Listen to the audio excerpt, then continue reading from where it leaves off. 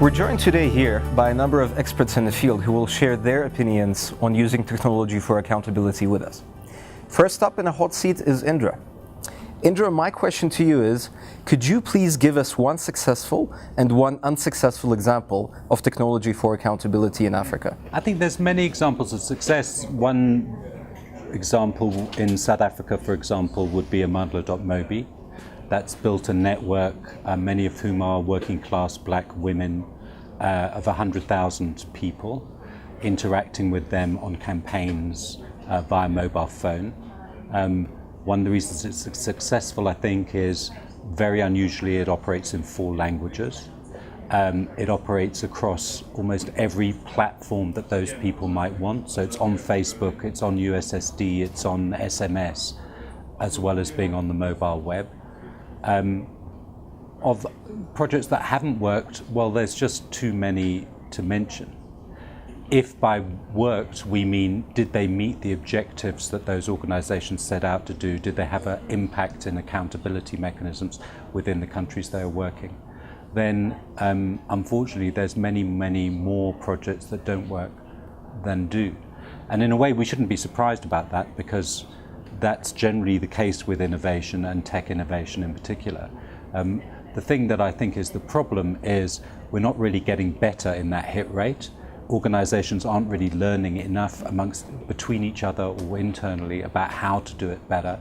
And I don't think they're giving themselves the best chance of success, because they're not following some of the fairly well-established processes that exist in the broader tech community about how to minimize the risks and increase the odds of success.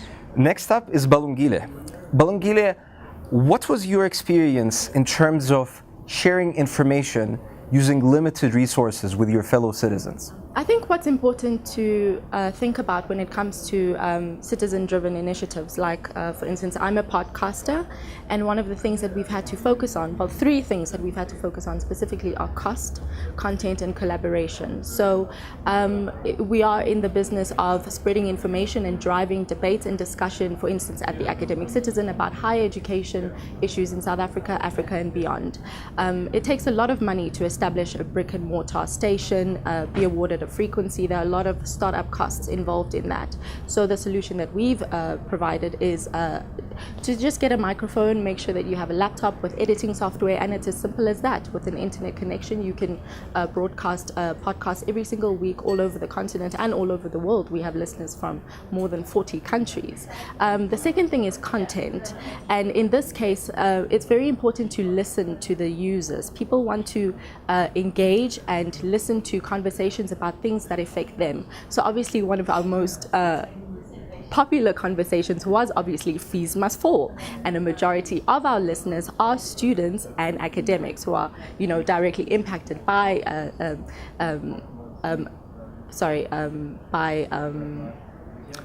conversations about higher education in South Africa and beyond. And the third thing is collaboration. So I think one thing that as communications and also civil society organizations we have to do in Africa is collaborate more. We have to build partnerships. In our case, our partnerships are with our users. So in many instances, we ask our users to tell us, give us feedback, tell us what you want to talk about, let's engage. Also engaging with academic institutions and other civil society organizations, so that we can have a comprehensive conversation really, and not just rely on what perhaps mainstream media is telling us or what the government releases through statements, but also just a comprehensive collaborative conversation. I think that's where progress and development, sustainable development in Africa can progress from. And finally we have Simon. Simon, what in your opinion is the next trend in technology that has the potential to improve governance? I think there's so many, Jarek, but if I had to pick one, it would probably be blockchain technology. It excites me on so many fronts. Firstly, finance is something that's been exclusionary for a very long time in Africa. There are literally millions of people in South Africa alone who aren't able to have a bank account because the banking system doesn't want them. And for the first time, we have a digital form of money that is inclusionary and doesn't discriminate on the amount of transactions being made and doesn't charge charge your conventional bank fees. And what that does is it means that you are economically activating groups of citizens that were excluded before. But also, because money is just a contract, it's an IOU note, you're now able to take other forms of contracts and agreements and you're able to make them immutable and publicly accessible and transparent on the blockchain. So I think the blockchain is a force for driving transparency. It gives citizenry an option outside of the central banking systems, but it also forces a new kind of level of transparency and immutability of contracts and currency, because anybody can go and reference the Bitcoin blockchain, for example. The transactions are out in the open, and the moment we see more smart contracts making their way onto the blockchain, those will be able to be referenced as well. And so, whereas documents now are written in human language, and we have the availability for citizens to go and reference a contract, B, deliberations over the language employed, the letter of the law, etc.